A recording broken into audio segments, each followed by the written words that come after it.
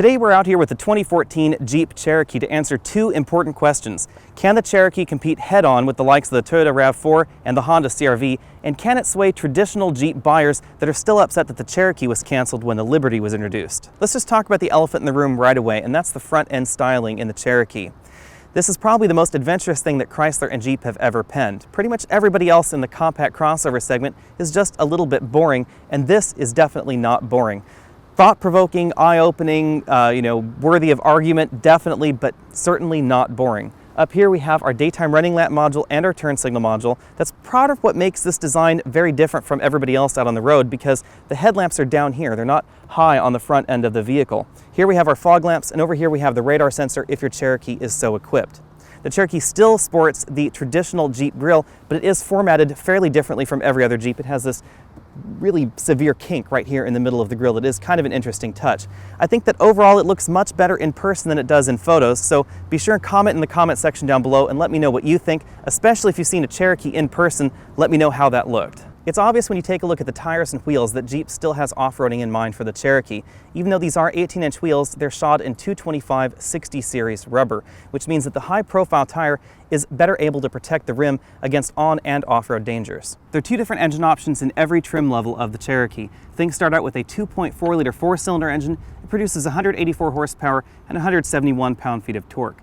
That's fairly similar to the four-cylinder engines you'll find in the majority of the competition. You can optionally upgrade to this 3.2-liter V6 engine. This is a brand new engine for Chrysler. It's based off of their award-winning 3.6-liter Pentastar engine. It produces 271 horsepower and 239 pound-feet of torque. This is a $1,495 option on every trim level of Cherokee. In international markets, you can also get a 2-liter turbo diesel engine, but they haven't really told us whether that will come to America. All these engines are mated to a ZF 9-speed front-wheel drive transaxle. This is the world's first 9-speed transmission and the world's first 9-speed transaxle both. Chrysler has beat Land Rover and Range Rover to the 9-speed market by just a little bit, because this transmission will also be found under the new Range Rover Evoque coming very soon. There are three different all-wheel drive systems available in the Cherokee. The first two are optional, and the last one is standard on the Trailhawk model. The first one is the most basic of the systems, and it's available on that Sport model for $2,000. That system is pretty typical to most crossover vehicles, and it simply disconnects or connects the rear axle to the system. The second one adds a low-range gearbox, and it can be found in the Latitude and the Limited models, and this is a true low-range gearbox with a 56:1 low-range ratio. This means that the drivetrain setup in the Latitude, Limited, and the all-wheel drive version of the Trailhawk is much more similar to more traditional off-road vehicles with a longitudinal engine layout and transmission layout in them, because power goes from the engine to the transfer case and then to the differentials, which is very unlike every other transverse crossover out there on the market. The Trailhawk model then augments that with a limited slip locking rear differential, which is a huge improvement yet again versus any other crossover in this segment. That means that the Trailhawk version is just about as capable as the Liberty that it replaces in every situation other than where you might want a solid axle. Front seat comfort is easily the best in the segment. Our Limited model has a multi-way power adjustable driver's seat that does have a 2-position memory control on the front door. We also have a 4-way adjustable power lumbar support, which moves in and out as well as up and down in the seat, making it a lot easier to find your ideal driving position in the seat. Our Limited model's throne is also covered in nice soft leather. This is probably the best leather that's available in this segment as well. We also have a tilt-telescoping steering column with a decent range of motion, but keep in mind that this passenger seat remains a 6-way manual seat in all models of the Cherokee. Still nothing to really complain about, because basically nobody else in this segment does an optional power passenger seat. The first thing I noticed about the rear seats in the Cherokee is how much higher they are off the ground as well as off the floor in the Cherokee than in competing crossover vehicles. This means that sitting back here is an awful lot more comfortable for adults because you get a lot more thigh support. This front seat's adjusted for me at 6 feet tall driving the car. As you can see, I have a few inches of legroom left, but it's by no means class leading. If I move over to the middle seat, there really isn't a terribly pronounced hump in the Cherokee thanks to the drivetrain layout in this vehicle, which means that sitting in the middle seat, I can still have a decent number of inches of headroom as well as a little bit of legroom left. Moving over to this far right seat, this was all the way back in its track, suitable for a 6'5" passenger we just had in the Cherokee. My knees are touching that seat back, so that is something to keep in mind. The rear seats fold in a 60/40 folding fashion. We do have a center armrest with decent cup holders there as well. If we fold this rear seat down, you can see that it's level with the cargo floor, but that is an awful lot higher off the ground than a number of other competitors, most notably that RAV4, which has a very, very low load floor.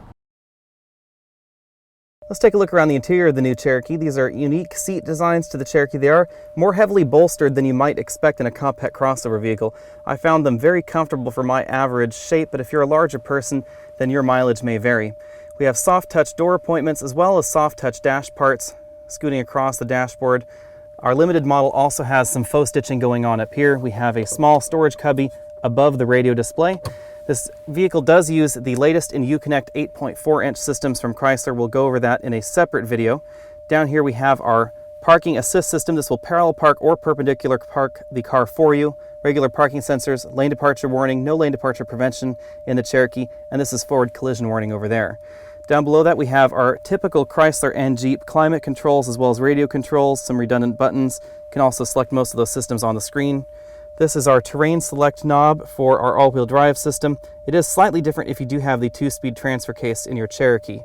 Automatic transmission shifter right here, electric parking brake, 2 large cup holders, and a very comfortable center armrest that has a decent capacity. This is where you'll also find the USB inputs. In addition to those USB inputs, they're right below the climate controls. Our Cherokee does have this optional LCD between the tachometer and speedometer. Be sure and check back with us when we get our hands on one for a full review, and we'll go into that in more detail. This series of buttons right here controls that multi-information LCD. We have our phone buttons over here, our cruise control buttons right here, and because our model has the optional radar cruise control, we have those buttons right there. The steering wheel is very comfortable. It's also very large, and it is shared with the Jeep Grand Cherokee. It's a very nice feature on this particular small crossover. Moving over to the left side of the steering wheel, we have our headlight controls, dimmers, and then we have our usual bank of window switches and door lock buttons. Out on the road, the Cherokee handles very well for a compact crossover vehicle, but if crossover handling is really the thing you're after, then you should look at the Mazda CX-5 because it is by far the best handling and best feeling crossover vehicle on the market right now. That's not to say that the Cherokee gives up that much, but then again, neither do the CR-V or the RAV4 or the Ford Escape. The Cherokee really handles very much like those other competitors in the segment with just a little bit more body roll thanks to these higher profile tires, but overall it's a very good compromise between on-road and off-road performance. What's very different about the Cherokee, however, is this 9-speed automatic transmission. Now we are driving a early production Cherokee, so they've told us that some of the transmission tuning is going to be changed for the final version, so be sure and watch for a second video when we get our hands on a production Cherokee. But in this early production model, the shifts come hard and fast. It reminds me like something like a machine gun firing off shifts. It goes from 1 through 9 very, very quickly, sometimes a little bit more quickly than I'd like. There are definitely a lot of gears for this transmission to choose from, and perhaps that's part of what's going on. The feel out on the road is very different than the competition, primarily because of this 9-speed automatic transmission. Keep in mind that this transmission has 50% more gears than the competition, but also keep in mind that we're testing a very early production version of the software in this transmission, and Chrysler has deliberately held up production of the Cherokees to fine-tune this software a little bit more, and we haven't been able to test that yet. So be sure and check back with us when we get our hands on the production version of the Cherokee with its production transmission software so we can tell you how that feels. But out on the road, having all these gears to choose from does mean that this car is doing a lot of gear changing, a lot of gear hunting, both upwards and downwards in the gear range. We're just driving out on this road that's not changing topography too much out here, and this transmission is upshifting and downshifting quite frequently in the hunt of fuel economy. Fuel economy is really the reason for the 9-speed automatic transmission. By having, in theory, a perfect gear ratio available at all times over a wider variety of speeds, you can improve your overall fuel economy. That helps the Cherokee get decent fuel economy up to 31 miles per gallon in the base form 2-wheel drive, which is a decent amount of fuel economy, a decent amount of MPGs for a vehicle that weighs almost 4,000 pounds. That weight is something to keep in mind because the Cherokee does weigh a decent amount more than the Mazda CX-5 or a number of the other high mile per gallon competitors in this segment. So you can thank that 9-speed automatic for the fuel economy, but on the flip side, it delivers an unusual driving experience. I wouldn't exactly call the driving experience bad, it's just very different than a 6-speed automatic. Something that you'll probably get used to, but you may notice a lot of complaints in different reviews about this transmission. Fuel economy is not the only reason to have a 9-speed automatic. Performance also benefits greatly from this transmission. We ran from 0 to 60 in 7.7 seconds in this Cherokee, even though it weighs over 4,200 pounds in this limited all-wheel drive version. That's not too far off of the more powerful V6 Grand Cherokee with its rear-wheel drive layout and its 8-speed ZF automatic transmission. Fairly respectable number.